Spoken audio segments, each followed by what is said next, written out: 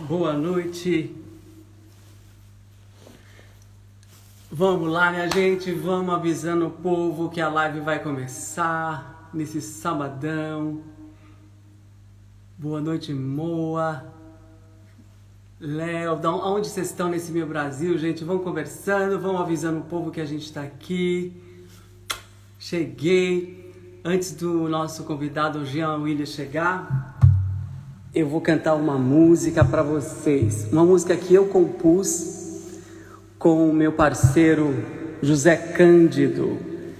Nós fizemos, acabou de sair do forno essa música. A gente compôs essa música que eu acho que tem tudo a ver com a nossa live, o nosso encontro hoje. Boa noite, São José dos Campos. Jean Willis já está aqui. Mas Jean, antes da gente te chamar, vou cantar uma música para você que eu compus, para todos vocês, que eu compus com um parceiro, José Cândido. Eu ainda não gravei, acabou de sair do forno, então vamos lá, essa música novinha em folha.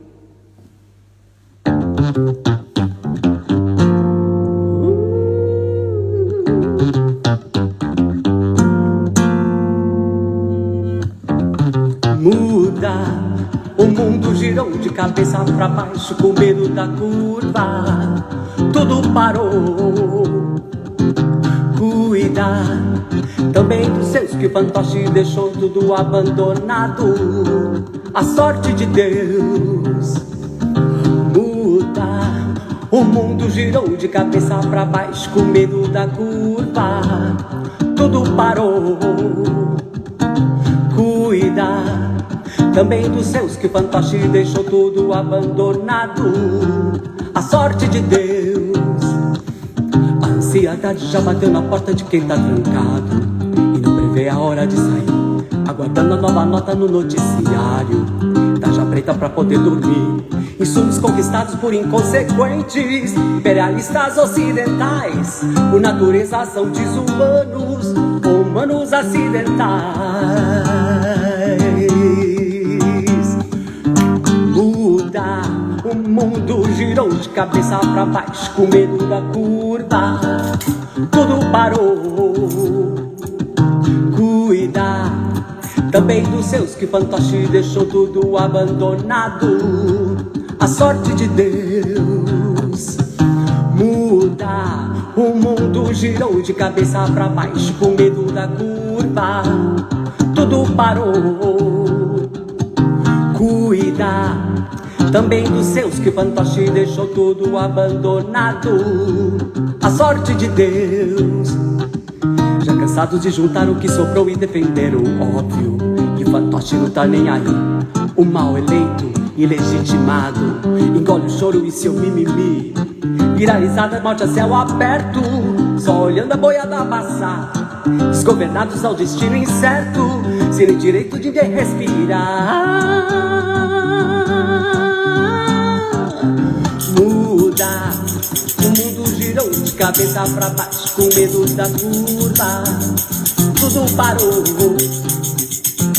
Muda também dos seus que o fantoche deixou tudo abandonado. A sorte de Deus muda. O mundo girou de cabeça pra baixo com medo da curva. Tudo parou. Cuida também dos seus que o fantoche deixou tudo abandonado. A sorte de Deus. Boa noite, essa é Tudo Parou, uma música que eu compus com o meu parceiro José Cândido, um grande compositor, cantor que a gente está compondo junto. E agora, sejam bem-vindos, avise o povo que a gente está aqui e eu vou chamar o meu convidado, não vou perder tempo, Jean Willis. Cadê você, meu amor? Gostaram da música, gente? Eu fiz há pouco tempo, escrevi. Manda seu pedido para essa música. Manda seu pedido aqui, Jean, que eu te aceito, te ponho aqui. Ei, beleza! Como vão vocês, gente? É hoje. Avisa o povo que a gente já tá aqui na live. Ah, chegou aqui. Tarará. Cadê o Jean Willis de Matos Santos? Quer ver? Já vai entrar aqui. Eita! Amado, que privilégio você lançar essa música na live comigo. Isso é uma honra muito grande, Primeira cara. vez, Jean, que eu canto essa música para você e para todos os nossos convidados aqui. A letra é sua? Minha e do José Cândido, que é um compositor maravilhoso e cantor de São Simão, interior de São Paulo, que compôs 3 músicas para o meu novo CD chamado Bem na Foto, Inéditas. E ele é um grande compositor e eu estou compondo, para não decompor, Jean, estou compondo agora. Pô, incrível. Ó, primeiro, é a primeira vez que eu ouço do seu repertório uma canção abertamente, uma canção de protesto, digamos assim, abertamente de protesto, mas abertamente politizada. Embora você sempre tenha feito política de uma maneira não explícita nos seus discos, nas suas músicas. Mas eu fiquei lisonjeado. E eu espero que mude, que esse fantoche maldito, que nos está obrigando a todos nós a dormir com tarja preta e, enfim, mude. A gente vai mudar essa história. Mas, ó, É uma uma honra. live de esperança, live de bom astral, porque eu também quero, eu sou fora Bolsonaro desde o início, fazendo a minha campanha, tentando também, mas a gente tem tanta coisa para falar, já estou tão feliz. Muita coisa para falar. Você me convidou, mas eu vou começar. Eu vou começar te fazendo uma pergunta que é muito interessante, porque a gente vive num país sem memória, né? O Brasil é um país que perde muito sua memória, inclusive a memória recente. E algumas coisas se apresentam como novidade, quando na verdade já não são novidade. Nos anos 90, se eu não estou enganado, em 1991 foi quando você lançou seu primeiro disco, não é isso? Você fez parte de uma leva de cantoras, que o mercado fonográfico organizou como se fossem, organizou como uma coisa de cantoras ecléticas. E no meio dessas cantoras todas, a Marisa Monte, a Cássia Eller, a Adriana, Selma Reis, a Adriana Calcanhoto, tinha Jussara você, Silveira, Jussara Silveira, tinha você que era o único homem da história. Me conta como foi isso, como foi você lidar com essa organização do mercado fonográfico. E o seu disco, o primeiro disco, é um disco de fato muito eclético. Você canta desde Mozart até, sei lá, Janis Joplin, não.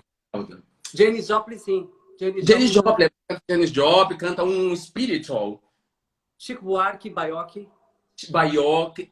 Cara, é incrível. Me fala um pouco como foi isso, você trafegar sozinho nesse momento do mercado fonográfico, e você era a única voz masculina, ao mesmo tempo uma voz extensa, que não tinha gênero, mas podia cantar agudo, podia cantar... Me conta aí um pouco. Não, porque, Jean, você sabe que a gente vive no país da voz de mulher, da cantora.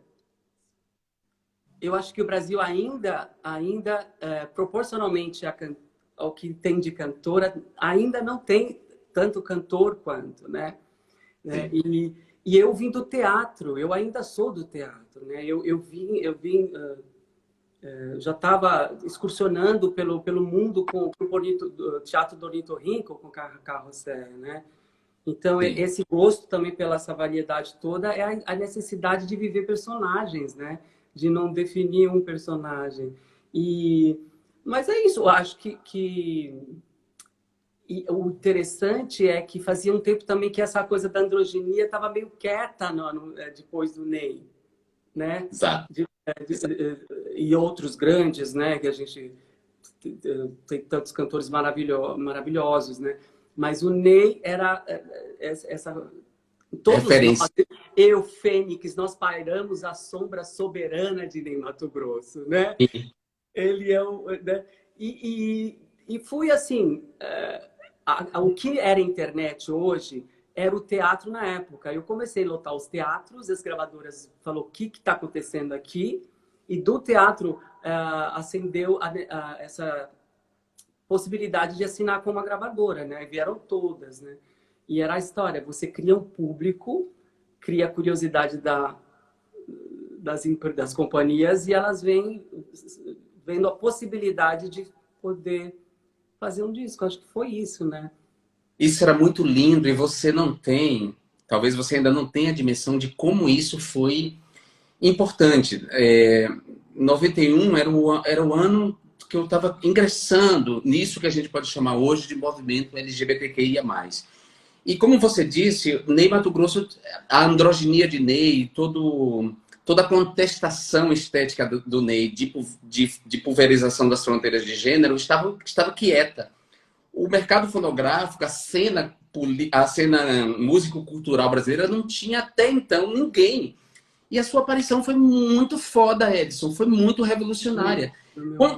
De verdade, não sei quem foi que teve a ideia de convidar a Cássia para fazer com você a Rainha da Noite, para fazer aquela fusão da Rainha da Noite com os Rolling Stones.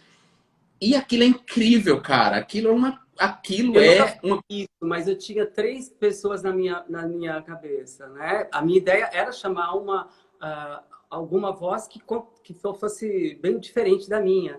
Eu tinha a Cássia, a Ângela Rorô e o do Ratos do Porão, o João Gordo. O João Gordo. Eu tinha os 3 na minha mente, mas a gente foi direto na Cássia porque a minha empresária na época conhecia a Cássia de Brasília, é uma jornalista, a minha ex-empresária, e ela convidou e a Cássia aceitou de primeira. Então foi para mim, né, já um sonho assim maravilhoso, né? E a ideia de colocar uma sonoridade operística num país sem nenhuma tradição, né, já? Total. Dessa musicalidade, desse virtuosismo que é tão europeu, é tão pra cá, né? E foi bom também, porque muita gente fala... Eu comecei a gostar de ópera a partir disso. Cara, eu vou te dizer, antes de vocês dois, a única experiência que a gente conhece, pelo menos nós que consumimos cultura pop, a experiência mais próxima, anterior àquilo que vocês dois fizeram, é a Montserrat Caballé com o Freddie Mercury. É verdade, foi paralelo a quase, exatamente, foi uma Vocês Olimpíada. fizeram depois, mas foi tipo pouco depois, e era incrível isso. Só que você muito. A Cássia, você conheceu Cássia? Conheci Cássia, conheci. Eu tive o privilégio de entrevistar a Cássia, eu era jornalista na época, e a Cássia foi convidada da Margareth Menezes. A Margareth tinha um bloco chamado Os Mascarados, que era uma novidade. 94. 94, 95, 90, por aí. Ela criou esse eu cantei com ela em 95, porque foi o ano que a Beija-Flor homenageou a Abdul Sayão, eu não esqueço disso. Maravilha. Pois então, aí a Cássia, a Margareth, que era uma novidade, essa proposta da Margareth no Carnaval da Bahia, os blocos mascarados, era um resgate da coisa da alegoria, do bloco sem cordas. Lindo. Incrível. E aí a Cássia, essa história é muito interessante. A Cássia estava em cima do filme, entrevistar a Cássia. Foi no ano que ela botou os peitos de fora, estava com o cabelo verde, ela botou os peitos de fora. Aí pouco antes dela sair, de começar o desfile, eu entrevistei ela, e ela muito tímida, porque antes, fora do palco, a Cássia era de uma timidez, pelo menos com os jornalistas, uma timidez quase, sei lá, constrangedora. E ela falava muito... Aí eu perguntei, Cássia, me diz aí dessa geração de cantoras que você faz parte e tal, quem você gosta? Ela falou, eu gosto de todas. Ela falou, mas a Marisa Monte tinha dado uma ideia, conversado com ela e tinha dito para ela que a voz dela era maior do que o rock and roll, que ela podia cantar tudo mais que rock and roll. A Marisa disse isso para ela. E ela falou que gostava da Adriana Calcanhoto, mas quando a Adriana chegou de Porto Alegre, tinha aquela coisa do cabelo blonde, aquela coisa. Ela falou, bom, agora ela ficou um pouco mais intelectualizada. Eu ri muito, porque... Você não esquece, né, Jean, de nada. Porque é verdade. Ficando mais intelectualizada com o tempo, né? A música dela ficando mais sofisticada. E a Cássia dizia que gostava mais daquela Adriana Calcanhoto blonde, que chegou de Porto Alegre, no Rio de Janeiro, sei lá, cantando tudo. Que legal. E a E a Cássia falou uma vez que ela começou a cantar mais suave depois, porque o filho, o Chicão, começou a falar assim, por que você não canta que nem a Marisa Monte? Ela Não, falou que nem a isso. Jussara. Não, que nem a Jussara. Foi que nem a Jussara. Ah, Foi que nem a Jussara. Esse disco da Cássia é Sem Você Meu Mundo Ficaria Completo. exato. E a Jussara era muito amiga a Jussara é muito minha amiga, e Jussara era muito amiga da Cássia. E aí o Chico, na verdade, um dia ouvindo a Jussara, não era a Marisa, a Marisa deu a dica para a Cássia abrir o repertório dela. E ela fez aquele disco que ela canta Ataúfo Alves, que ela canta ECT. Esse disco da Cássia foi praticamente um resultado, digamos assim, de uma conversa dela com a Marisa. Mas essa história da voz foi o Chicão tá ouvindo a Jussara, e ela falou, aí o Chico falou assim, minha mãe, por que você não canta como ela? Você não canta como a Jussara Silveira. Oi, Maravilhoso. Jussara. Ai, que linda Jussara, gente. Amo demais também. Tá vendo? A Eu gente também. fala muito das mulheres. Eu sei que você... Eu vi uma entrevista sua maravilhosa que você falou assim, foi no Põe na Roda, algumas perguntas que fizeram para você, assim, várias perguntas, já mudando um pouco dessa história, que eles perguntam, a famosa pergunta, né, que suas divas. E você, interessante que você começou e terminou a resposta falando assim, José Saramago. E eu achei ótimo, porque eu imaginei o Saramago descendo de uma escada com vento batendo no cabelo dele assim. Você tá entendendo? Aí eu falei, gente, mas sabe o que eu achei maravilhoso, Jean? Porque eu acho que nós gays, a gente tem essa história de...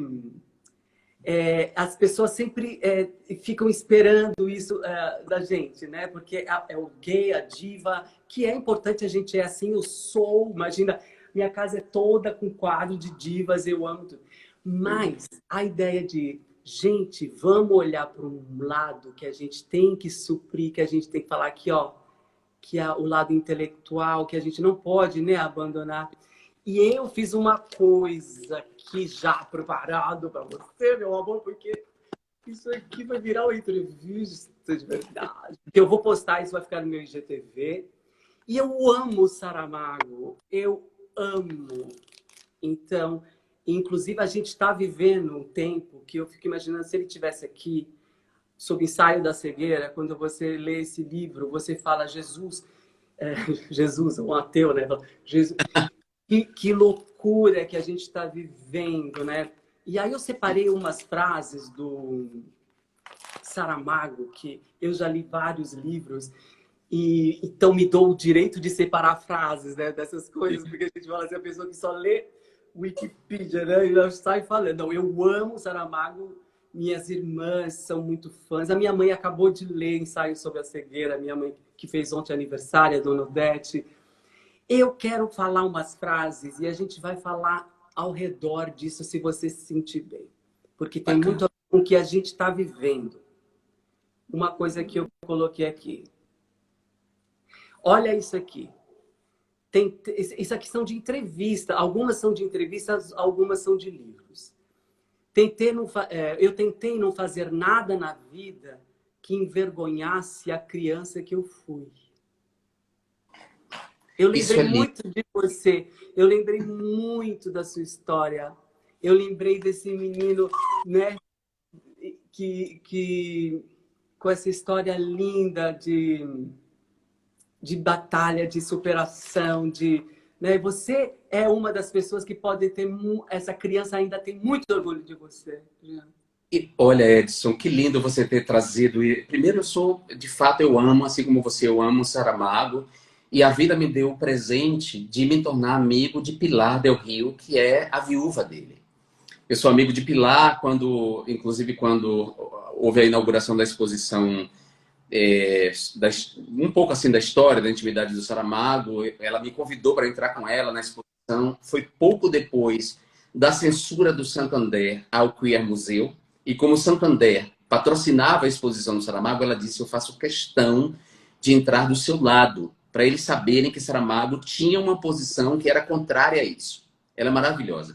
Mas, enfim, é interessante. Em algum lugar aqui de mim, essa criança está aqui, né? Ela está dentro. É, e eu tô sempre olhando para ela, porque ela, eu não só devo satisfações a ela, a essa criança que eu fui, não quero envergonhá-la, como diz Saramago, mas eu quero também realizar todos os sonhos dela, entendeu? Se a gente se encontrasse, eu e ela hoje, eu acho que ela teria muito orgulho do que eu me tornei, e eu diria para ela, para essa criança, nunca faça as escolhas erradas, faça as escolhas sempre de acordo com o que você tem de princípio, né? Isso é muito bacana e eu tenho isso até hoje na minha vida, de verdade. Tem uma música que diz bola de meia, bola de gude, né? Há um menino, há um moleque morando sempre no meu coração. Toda vez que o adulto balança, ele vem para me dar a mão. E é isso. Cada vez que o adulto balança, essa criança aqui que eu fui e que eu sou, me segura. É incrível, né? E você vê, a nossa música já é grande literatura, né? Se você Sim. tira os nossos textos, os nossos compositores do contexto musical, isso que você falou é É lindo. literatura. João Cabral de Melo Neto, você que estava certo de dizer, ele não gostava de música. Ele falava, ele sempre achou que a música tirava a força da palavra e ele gostava da palavra seca, né? Essa coisa, a ideia, né? Não tem a força, a música não vai salvar. A palavra, para mim, sempre é muito importante. O texto que se diz, né? E você nasceu na mesma cidade do meu empresário, da Lagoinhas, né? Sim. Sim, mas eu queria te dar um exemplo dessa coisa que você falou que é muito interessante, sobre o João Cabral de Melo Neto, né? Algumas músicas, a melodia delas é, mascara a força da poesia delas, né? E nem sempre isso acontece quando há compositores, tipo, o cara faz a música, o outro faz a letra. Às vezes o mesmo compositor, quando ele faz letra e música, a melodia mascara a força da letra. Vou dar um exemplo para você e vou recitar aqui para você. A Luz de Tieta, por exemplo, que é uma letra foda, forte, mascarada num samba reggae que as pessoas não param para prestar atenção. O Caetano diz: todo dia, o mesmo dia, a vida é tão estreita, nada de novo ao luar. Todo mundo quer saber com quem você se deita, nada pode prosperar. É domingo, é fevereiro, é 7 de setembro, futebol e carnaval. Carnaval e futebol. Nada. No domingo, fevereiro, 7 de setembro, carnaval e futebol. Nada muda, é tudo escuro. Até onde eu me lembro, uma dor que é sempre igual. Existe alguém em nós, em muitos dentre nós, esse alguém, que brilha mais do que milhões de sóis e que a escuridão conhece também. Existe alguém aqui, fundo, no fundo, de você e de mim, que grita para quem quiser ouvir. Toda noite, a mesma noite, a vida é tão estreita, nada de novo ao luar. Todo mundo quer saber com quem você se deita, nada pode prosperar.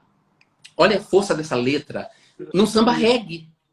É incrível, cara. Sim.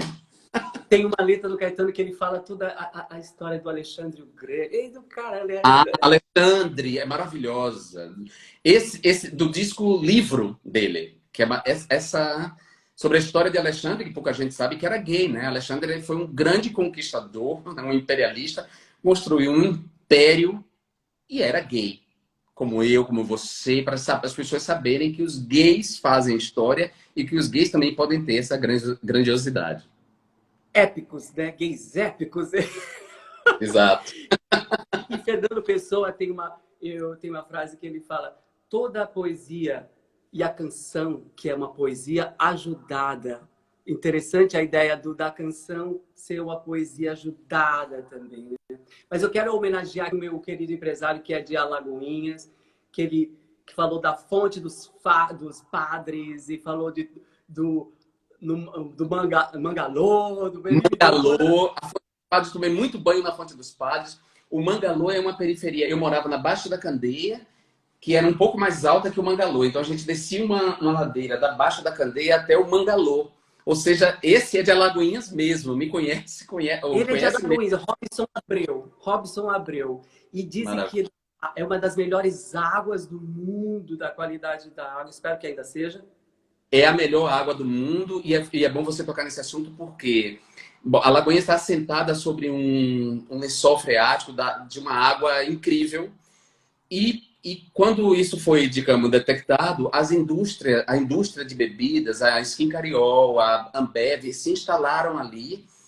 E, lamentavelmente, por causa dos políticos, da classe política lagoinhense, essa indústria se tornou praticamente dona desse bem, que é um bem da população. Que é essa água, que é uma água que você pode beber diretamente da fonte ali, que ela é pura, pura mesmo.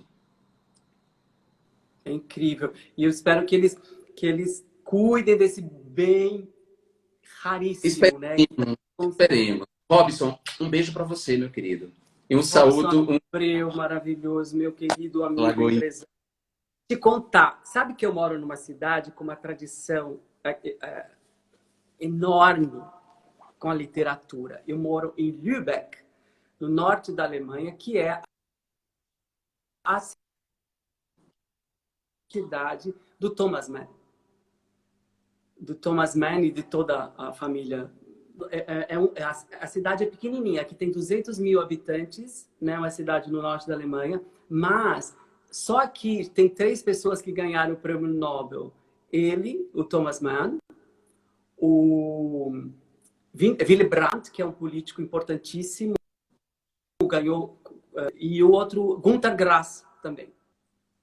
Agora, uma coisa assim, que o Morte em Veneza, entre vários livros do Thomas Mann que se imortalizaram, uma coisa que nem muito alemão sabe, e quando eu conto eles ficam chocados, e eles fazem de conta que não querem saber, é que a mãe de Thomas Mann nasceu em Paraty.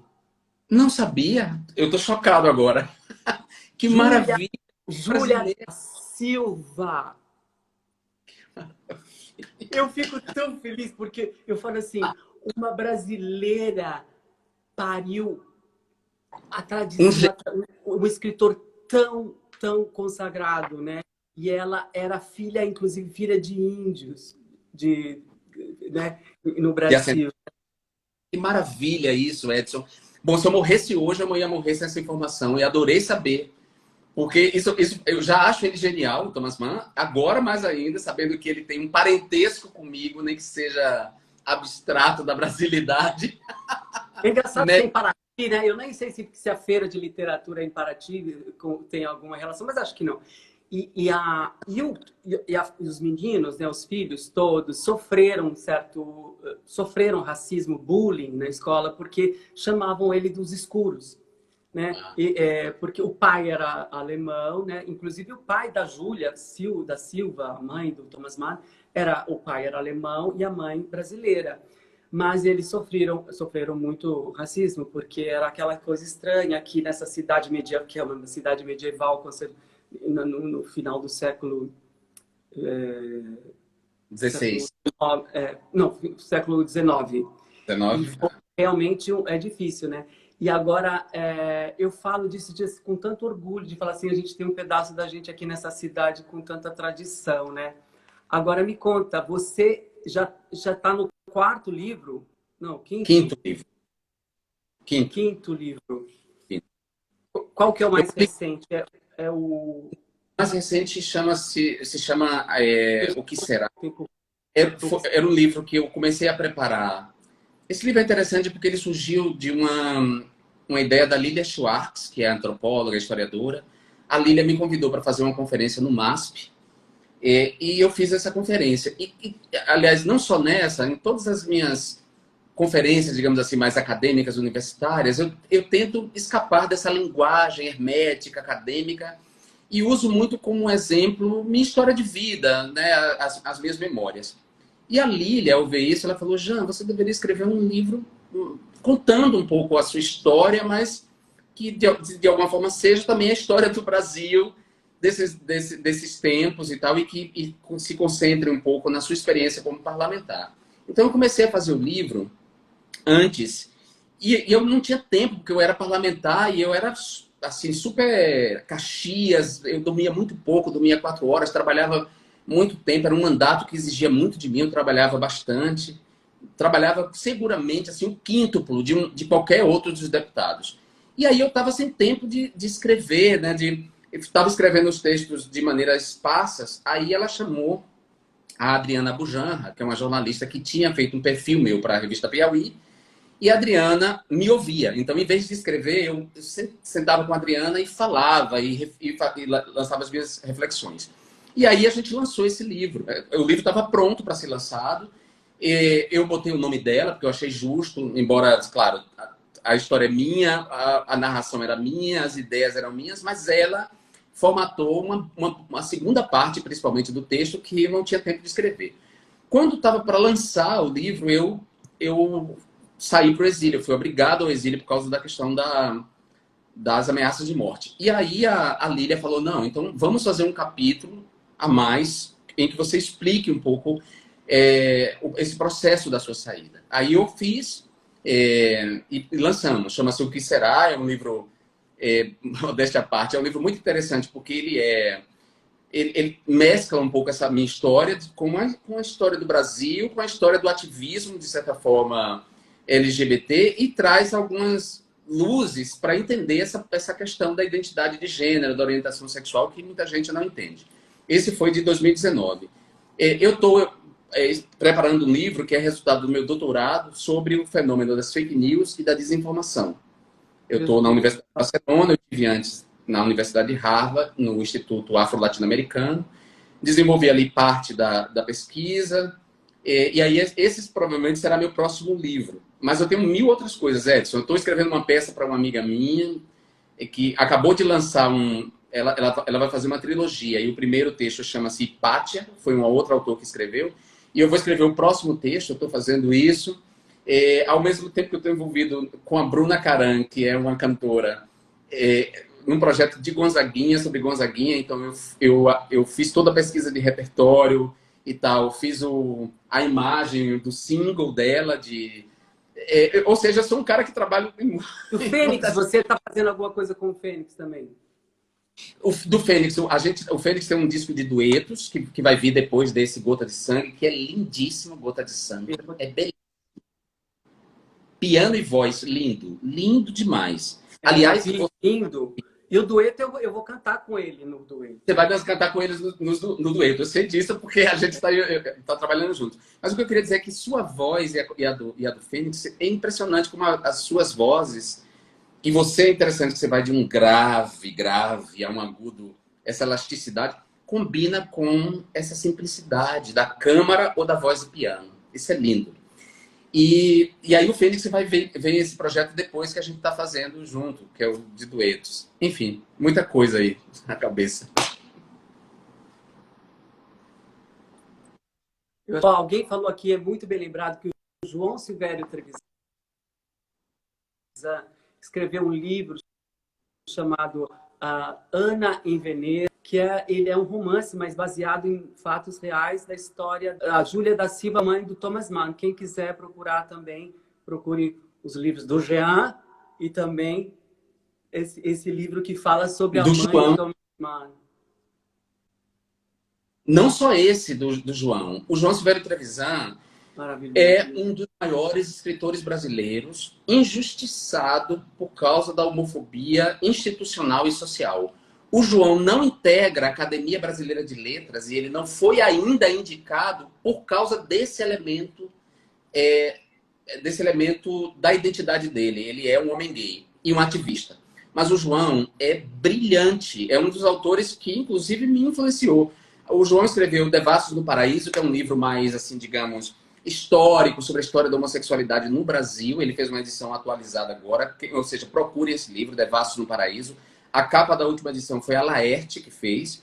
O João escreveu um livro de crônicas que se chama 6 Balas num Buraco Só, que é uma referência a um assassino que diz isso, que ele deu 6 tiros num buraco só, e ele faz toda uma interpretação junguiana dessa coisa do falo.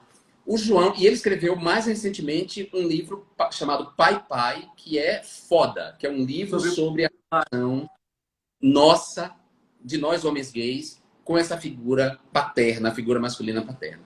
Então, não só o meu livro, busquem também o livro do João Silvério Trevisan, que ele é maravilhoso. Vou falar de uma coisa que eu descobri aqui, que eu me identifiquei demais com você, porque é o seguinte, você deu uma das melhores, só poderia vir de você, né, Jean? Porque você me deu a melhor, a pessoa que mais bem se colocou e colocou para mim a ideia de Big Brother que eu já ouvi na minha vida. Você fez, eu não vou nem falar o que você fez, que eu quero que você fale.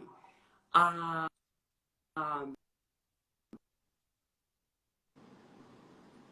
a relação, não é nem a relação. Com o Fala Juca isso que pra foi. gente.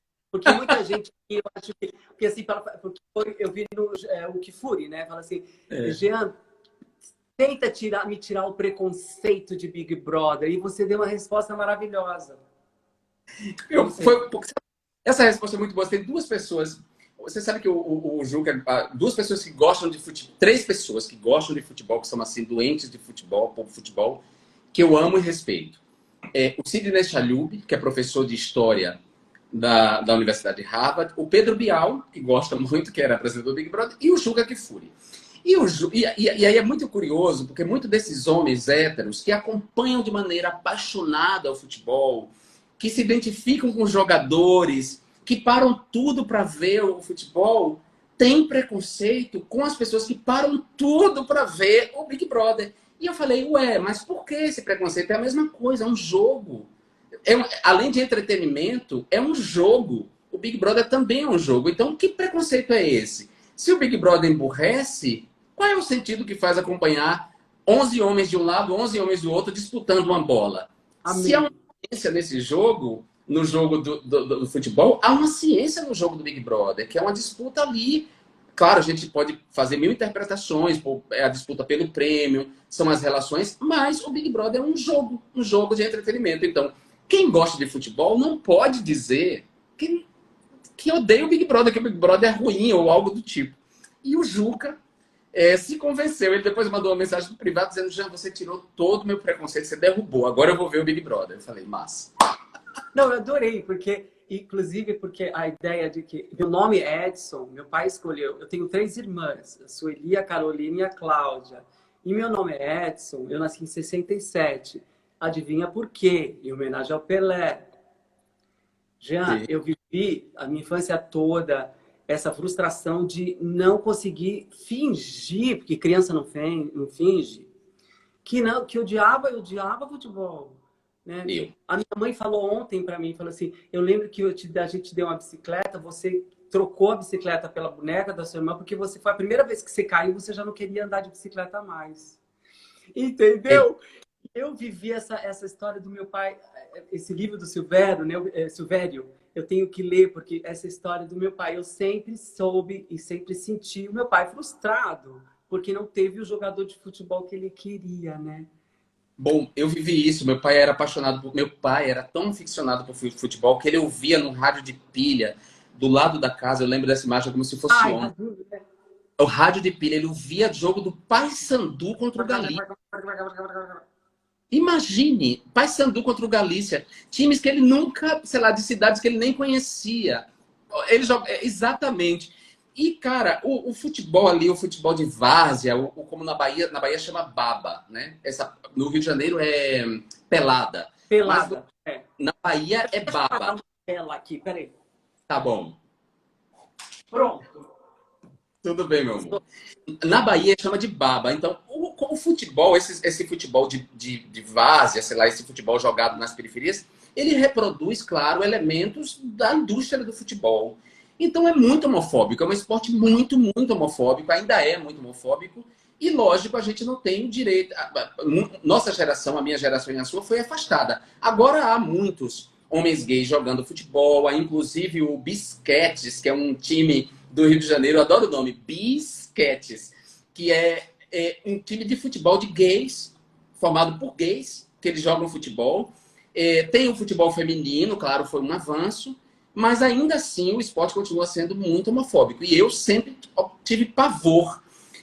Então, todas as vezes que eu parei para ver futebol foi por causa de algum amigo meu hétero que gosta. E, portanto, sentava ali. Eu escrevi uma crônica, nessa crônica eu cito até Proust, faço uma viagem proustiana sobre a questão da apropriação dos vivos pelos mortos. E eu fiz essa crônica porque eu estava nos Estados Unidos, na Universidade de Harvard, e Sidney Chalhoub, que é professor de história, me convidou para assistir o final de um campeonato em que o Flamengo estava jogando. E aí, quem era a estrela era um cara chamado Gabigol, que eu nunca tinha ouvido falar em Gabigol na minha vida.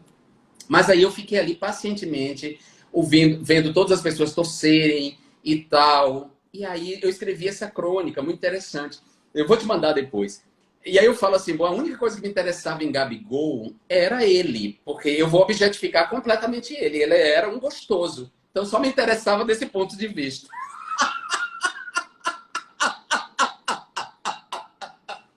Era a única coisa, né, que sobra pra gente. Era o sonho de estar naquele vestiário. Era isso. A Copa do Mundo que foi no Brasil, que foi, sei lá, que o Brasil perdeu de 7-1 da Alemanha. A Angela Merkel, né, a primeira-ministra, a Kanzlerin, ela entrou de surpresa no vestiário dos homens lá, entendeu? Foi uma coisa assim, eu falei assim, que danada, eu adoraria fazer isso também. É a única coisa que sobra, é esse fetiche, né? Porque, gente, como é chato, eu tentei de tudo agradar meu pai. Tentei nada, né? Tentei um pouquinho já. Tentei um pouquinho. Olha, eu tentei muito pouco também, porque assim, essa coisa da homossexualidade, que é uma coisa, agora a gente vai entrar no terreno mais sério, né? Tem um escritor americano chamado Andrew Solomon.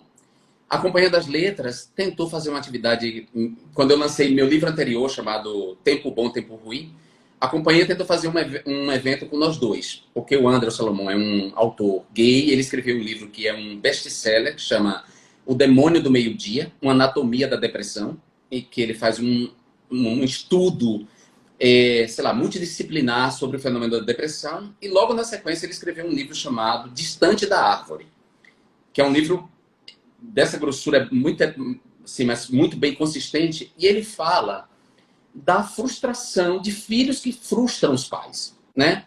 Porque vêm com alguma deficiência, porque são autistas, porque apresentam nanismo, caso de nanismo, porque são trans, porque são gays, ou seja, várias formas de filhos que frustram os pais, porque os pais depositam em relação aos filhos suas expectativas. E aí ele fala disso. Bom, de alguma maneira, nessa sociedade da dominação masculina, machista, patriarcal, os pais têm sempre, em relação aos filhos homens, essas expectativas que são deles, na verdade, né? Que seja o filho vá para o estádio junto, que o filho jogue futebol e tal. Aí, quando o filho contraria isso desde cedo, porque gosta de boneca, porque gosta de desenho, porque gosta de cantar, porque gosta de dançar, aí vira um problema. Então, esse foi um pouco o problema meu com meu pai. Era evidente que eu traía as expectativas dele, e ele tinha um problema com isso, e isso gerava um problema meu com ele, claro. Então, eu não fiz muito para agradá-lo. Não fiz mesmo. Mas você tinha irmão? Você tem irmão? Tenho. Tenho uns 5 irmãos. E eu tenho um irmão que é mais novo do que eu. A gente é quase gêmeo. Quando eu fiz 1 ano de idade, quando eu completei 1 ano, ele nasceu.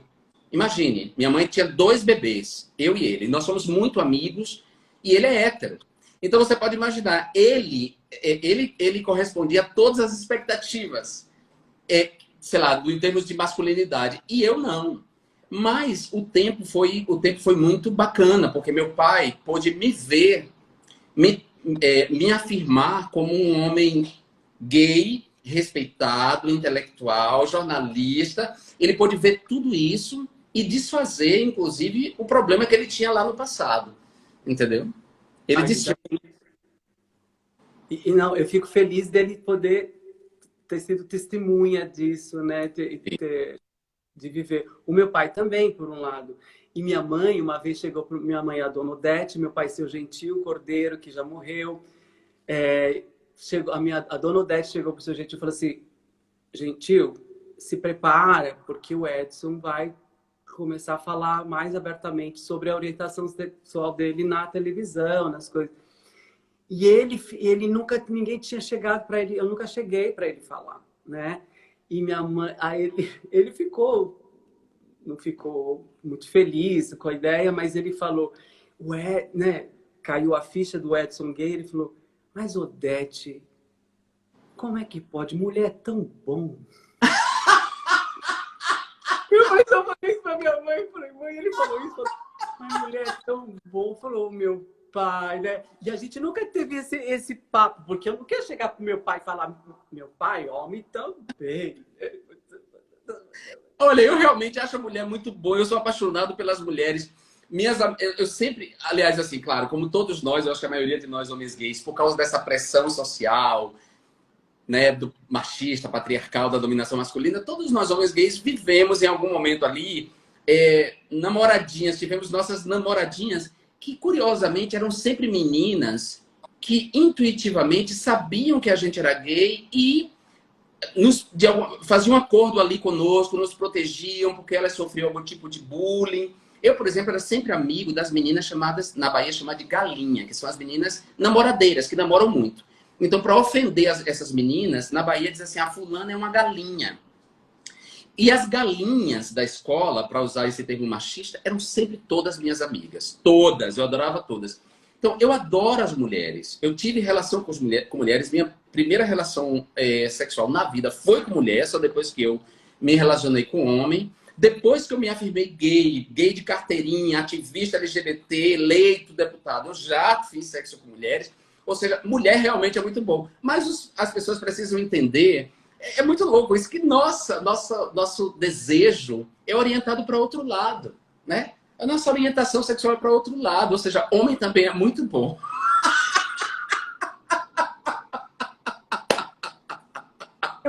Então, eu fiquei assim, mas ele já saiu no braço Não, ele quis bater porque meu pai é mecânico de automóveis.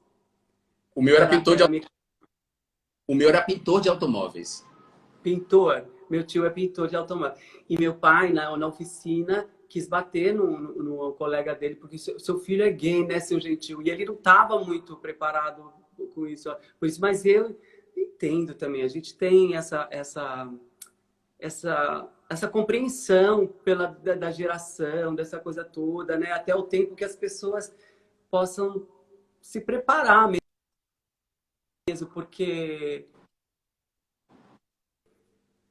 não foi fácil, né? E era um tempo no Brasil que a gente veio de um tempo que o grande monstro da AIDS era essa ideia, porque todas as pessoas que estavam, às vezes, se assumindo eram obrigadas a sair do armário porque começavam a ter que declarar que estavam doentes.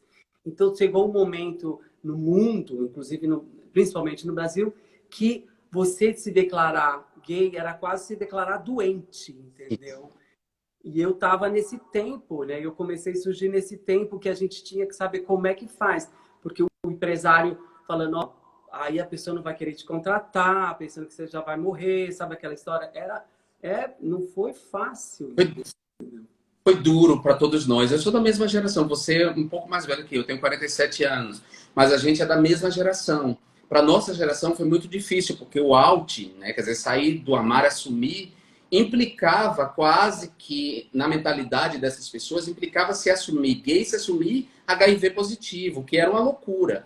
Então, era um momento muito difícil. E eu imagino que se era difícil para mim, que na época, quando eu me assumi gay aos 16 anos, era anônimo, imagino para você que era uma estrela, e é uma estrela, na verdade. Mas naquele momento você era uma estrela absoluta da música brasileira, sobre quem pesava muitas expectativas mercadológicas, expectativas, né, artísticas, enfim.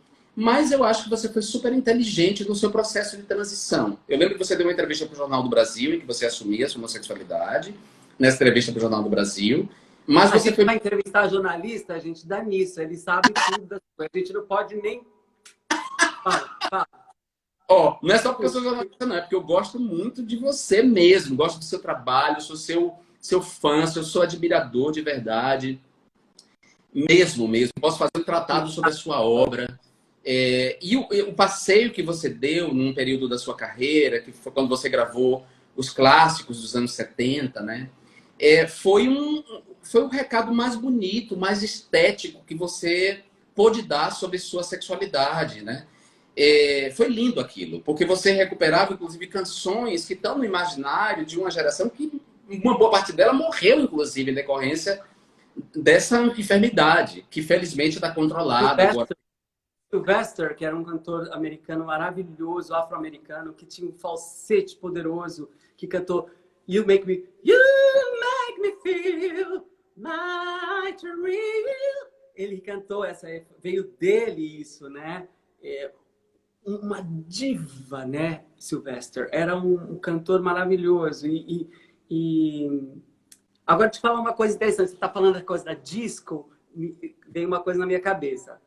Eu tenho um projeto que eu já comecei no meu CD. Esse CD aqui, ó, já vai, Jean Willis. Esse CD.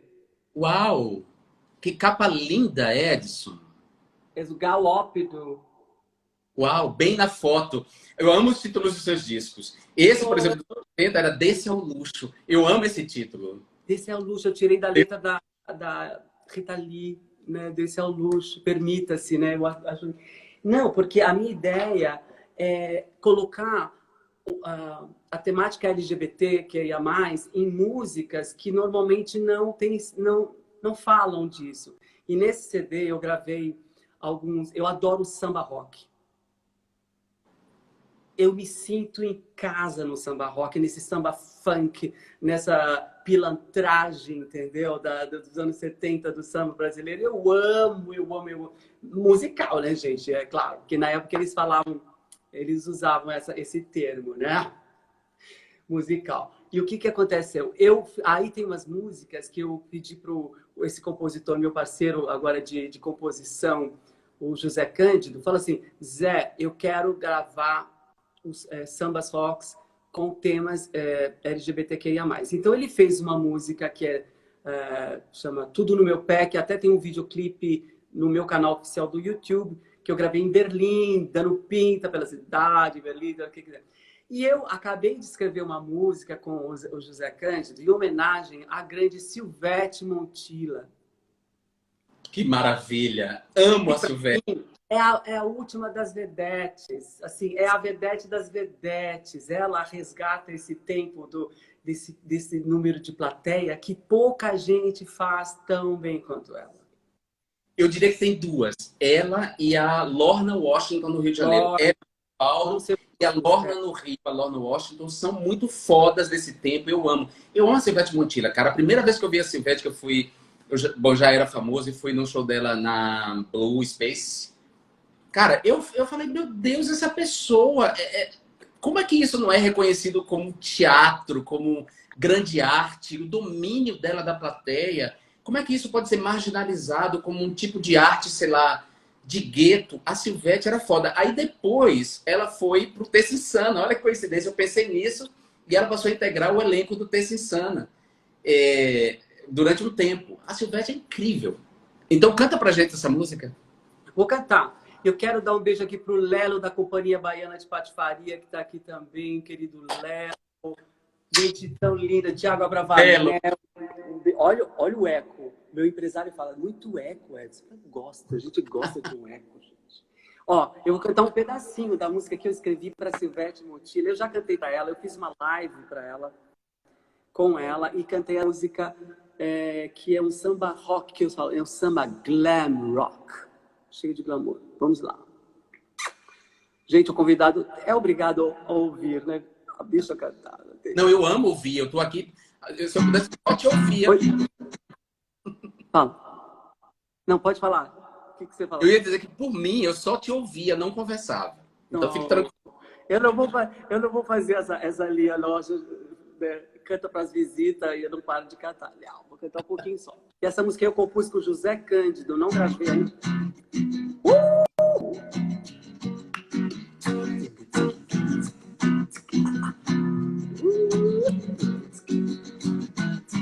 Esse é o samba glam rock, cheio de glamour, porque é para uma mulher, uma diva, Silvete Montilla.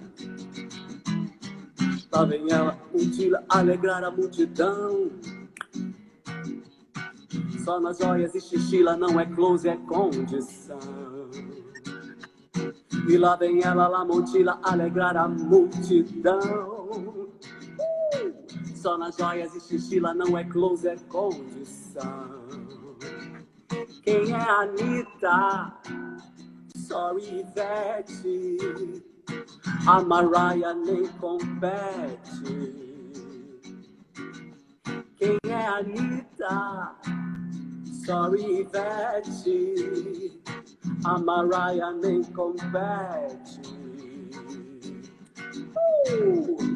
Da Casa Verde é a Alemanha, nossa diva é Silvete. E aí? Foca na menina, se veste uma antila e o povo pede bis. E aí? Foca na menina, se veste uma antila, modelo e atriz. Como a montila é assim. Não me toque, por favor. Se gostou, melhor assim. É o que tem pra hoje, meu amor.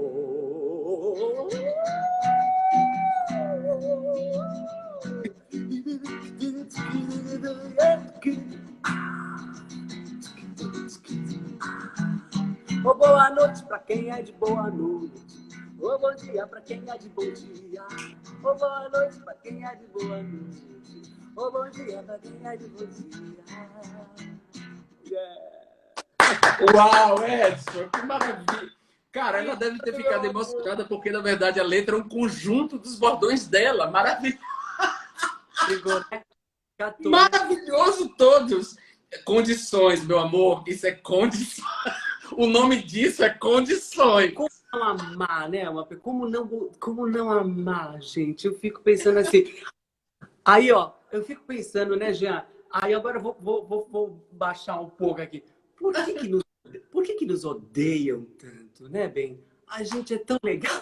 A gente, como diz a Nani Pipo, a gente é tão limpinha, né? A gente é tão legal. Amado, eu acho que tem um componente da inveja, que é o seguinte. Boa.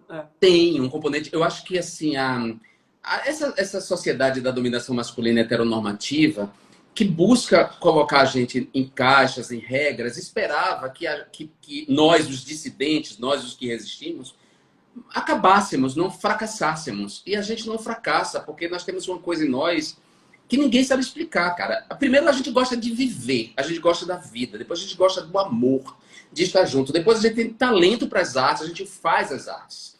Eu poderia desfilar aqui um nome de grandes artistas, que sem eles não haveria cultura, não haveria memória, porque eles foram os grandes artistas gays e que produziram, inclusive, gays, lésbicas, trans, e que produziram, inclusive, sob perseguição, cara. Então, eu também não entendo porque as pessoas têm tanto problema com nossa comunidade, e nossa comunidade é tão... Claro, tem gente escrota na comunidade, lógico. Mas, de uma maneira geral, a gente é bacana, a gente se diverte, a gente tem autocrítica, a gente tem humor. O que esse Ivete faz... Que orientação sexual não define caráter? É claro que não. Não define. Não define caráter a gays. Essa ideia, né, de que é fora de proporção. É um ódio fora de proporção. É isso. Claro que assim, dentro, como eu disse, né, dentro da comunidade, como nós, nada mais diferente de um gay do que outro gay. Mas ao mesmo tempo, todos nós gays, lésbicas, pessoas queer, trans, a gente comunga de uma mesma relação com o mundo, que é essa relação da homofobia contra nós, né? E a homofobia produz essa experiência coletiva. E dentro dessa experiência coletiva, da dor, da homofobia, da violência, a gente faz o melhor, que é devolver isso com glitter, com brilho, com glamour, com beleza, com música, com arte.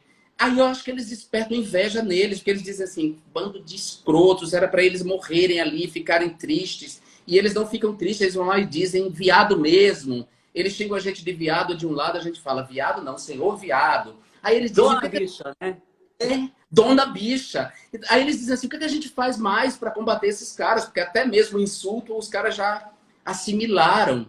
Né? Então é isso. O meu marido, Oliver, ele falou assim, pergunta isso pro Jean, porque eu tô curioso para saber. Sim. Ele perguntou assim, eu resumi a pergunta assim, que Brasil precisa existir? É uma pergunta de uma forma até prática, porque Sim. ele ficou curioso. Que Brasil precisa existir para ser possível, para você poder voltar? É um Brasil que já existiu, Edson. Na verdade, assim, muito obrigado, Oliver, pela pergunta. Eu acho que durante muito tempo, assim, não durante muito tempo. Eu acho que a gente viveu um momento depois da vitória sobre a ditadura militar e a promulgação da Constituição Cidadã em 1988, que era inclusive o ano do centenário da abolição da escravatura. A partir dali, a gente começa um processo de redemocratização e a gente viveu, na era Lula, na chamada era Lula, uma espécie de idílio com uma parte da nossa identidade que é a melhor, que é aquela que o mundo mais gosta. O melhor da nossa identidade é uma coisa que Caetano Veloso diz lindamente na letra de Milagres do Povo. Ele diz assim, quem descobriu... como é que eu vou e viu milagres como eu... o grande vencedor se ergue além da dor. O grande vencedor se ergue além da dor. Tudo chegou. Sobrevivente do navio, quem descobriu o Brasil foi o negro, que viu a crueldade bem de frente e ainda produziu milagres de fé no extremo ocidente. Então, assim, essa parte da identidade cultural brasileira, ameríndia, africana, o melhor da colonização portuguesa, que é a nossa própria língua, essa é a identidade que o mundo gosta da gente. A gente viveu um idílio com essa identidade na era Lula.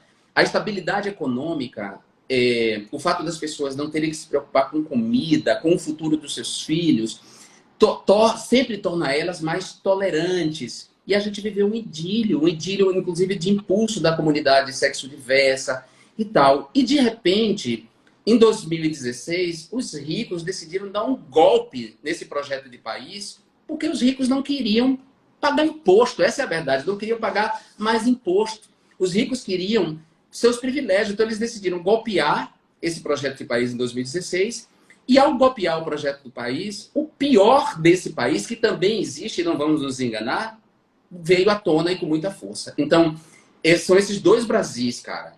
O melhor do Brasil é o que vem dessa herança cultural ameríndia, popular, é a comunidade LGBTQIA+, são as mulheres, é o carnaval, o samba, você que gosta de samba rock, samba funk, o samba, a música popular. Samba, amo samba. A nossa música é o que há de melhor, mas aí veio uma parte nossa, maldita, que também é parte da nossa identidade, que é o autoritarismo, que sustentou 24 anos de ditadura, o racismo, que sempre existiu apesar da abolição da escravatura, o machismo e a misoginia, que resulta no assassinato de mulheres e feminicídio, a homo-lesbo-transfobia, que resulta na morte de pessoas LGBTs. Então a gente teve que lidar com esse país, a gente teve que ver de frente a frente que existe uma parte do país que é maldita, que é essa gentalha aí que está governando o país. Então as condições para eu voltar será quando esse outro Brasil, que é maioria, é importante que se diga, a gente vencer as eleições de 2016. Quando esse Brasil da resistência negra, feminista, feminina, indígena, LGBTQIA+, dos trabalhadores de uma maneira geral, quando a gente retomar as rédeas desse país, a gente vai vencer, a gente vai fazer um grande carnaval. Como diz aquela música do João Paulo Pinheiro, que ele diz assim, as pragas e as ervas daninhas, as armas e os homens de mal vão desaparecer na cinza de um carnaval. Que vai. Lindo! Vem cá, eu sei que você é desenhista, pintor também. Sim. E meu marido também é. O Oliver, ele é escritor, desenhista, e ele é escritor de livros infantis, né, há muitos anos, e agora já está terminando o primeiro romance dele também, que ele está fazendo, e o Oliver é desenhista. E dos meus queridos convidados. E ele fez um desenho teu que eu quero te mostrar, e quando você falou, a gente vai estar todo mundo junto, quando... Ai, me emociona de falar. Quando tudo estiver melhor, e o sol há de brilhar mais uma vez. A gente sai. E eu vou te entregar esse presente que ele fez para você agora em mãos. Ele fez o desenho. Então, peraí. Devagarinho. Uau! Que incrível! Que maravilha, Oliver! Obrigado, cara! Que lindo! Lindo demais! Ele fez de você. Você vai ter que me entregar isso, Edson. Se não, Essa ideia, é entregar em mãos. por favor. Ou quando a gente voltar, quando o Brasil estiver em condições, ou eu vou à Alemanha te visitar para você me entregar isso. E eu quero me despedir de você, porque, gente, aqui já é 1 da manhã. 1 e 3 da E o Jean tá trabalhando aí já faz um tempão. E para mim, assim, eu não costumo cantar muito em live, porque eu falo demais e a voz fica cansada. E eu vou cometer uma ousadia de cantar uma música para você, para fechar a nossa live, que é um pouco complicada, mas eu vou fazer de todo o coração, porque eu aprendi com a Teresa Cristina que o importante é a gente, né, cantar com o coração e sem muito... eu aprendo muito com a Teresa, com as lives dela, esse despojamento, que é a gente que está acostumado, e ao vocalize, vamos cantar, não sei o quê, relaxa. Cantar tem que voltar a ser isso, tem que voltar a ser essa comunhão, entendeu? Então, o Oliver te ofereceu esse presente e eu vou te oferecer um outro presente de uma música de uma pessoa que eu sei que gosta muito de você, que te apoia sempre, que o Brasil o ama de paixão. São 2 compositores, na verdade, dos maiores, eu não vou fazer surpresa, porque os 2 dos maiores compositores brasileiros juntos aqui, que é Chico Buarque de Holanda e Tom Jobim.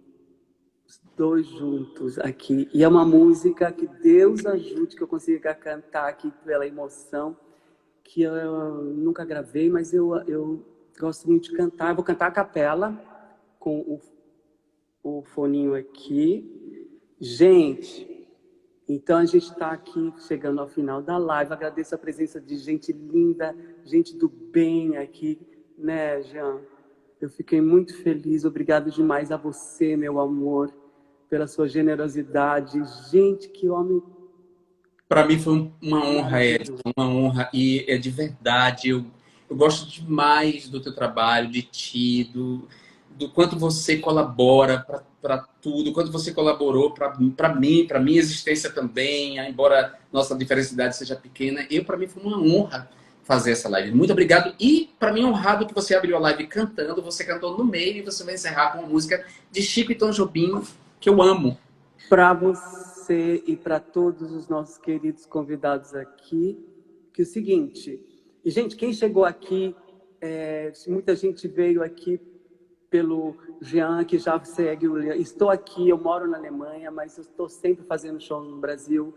E me sigam aqui no Instagram oficial, siga o Jean também. E todas as minhas músicas estão em todas as plataformas digitais, quem quiser, tá bom? Então Ele é maravilhoso sempre. Eu vou cantar e vou falar tchau, né? Não vou sair assim, pum, não. Peraí. Deixa eu ver aqui. É toda uma tecnologia que a gente tem que... Eu acho que essa música é de 1967. O ano que eu nasci.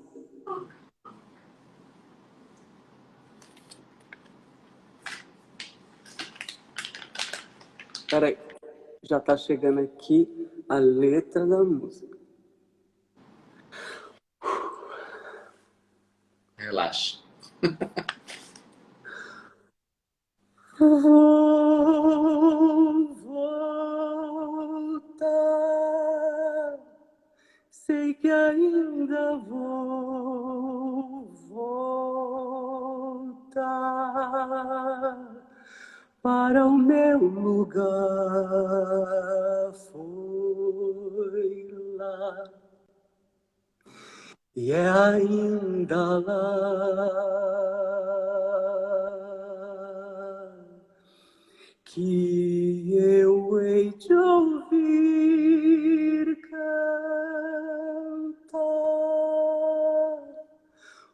uma sabiá.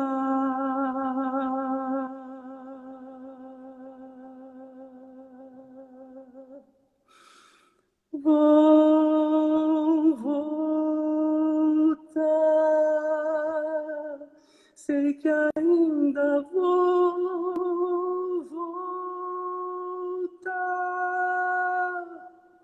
Vou deitar à sombra de uma palmeira que já não há, colher a flor que já não há dá, e algum amor talvez possa espantar as noites que eu não queria e anunciar o dia. Vou voltar, sei que ainda vou voltar. Não vai ser em vão que fiz tantos planos de me enganar, como fiz enganos de me encontrar, como fiz estradas de me perder. Fiz de tudo e nada de te esquecer. Vou voltar.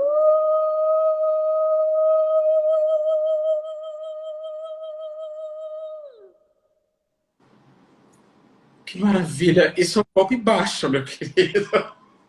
Ô, meu amigo, que coisa linda. Obrigado, Eu não sei meu nem como amor. te agradecer, porque isso toca no mais profundo de mim. Um dia eu vou voltar. Vamos E, voltar, vamos sim. vou te dizer, como diz a letra, não foi à toa que eu fiz planos. Eu vou voltar e a gente vai ter esse país de volta, viu? Te amo, Jean. Muito Eu também. obrigado. Obrigado por essa oportunidade. E desculpa esse vexame agora no final, mas você não Vai tinha me... descansar. Um beijo, Tchau, meu lindo. gente. Tchau, Tchau, Jean. Obrigado. Tchau.